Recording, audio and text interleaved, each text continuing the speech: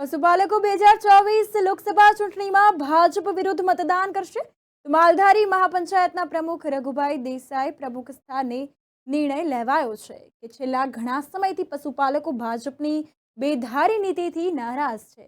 156 નગરપાલિકા અને 8 મહાનગરોમાં પોતાના ઘરે કે વરંડામાં પશુના રાખી શકે અને ગોચર ભૂમિ માનીતા ઉદ્યોગપતિને આપી દેવી તેવી બેધારી સામે પશુપાલકો આ વખતે ભાજપ વિરુદ્ધ મતદાન કરવાના છે। તો નાગજીભાઈ દેસાઈ પ્રવક્તા માલધારી મહાપંચાયત જેઓ માલધારી મહાપંચાયતના પ્રવક્તા છે તેઓ દ્વારા પણ જણાવવામાં આવી રહ્યું છે।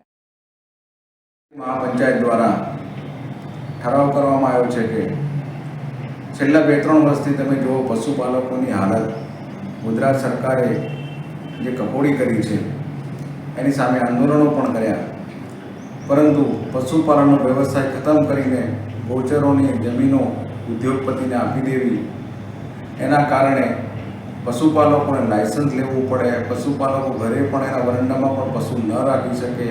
156 નગરપાલિકા અને 8 મહાનગરપાલિકામાં પશુ ઢોર નિયંત્રણ કાયદાનો ગેરરીતિ ઉપયોગ થઈ રહ્યો છે।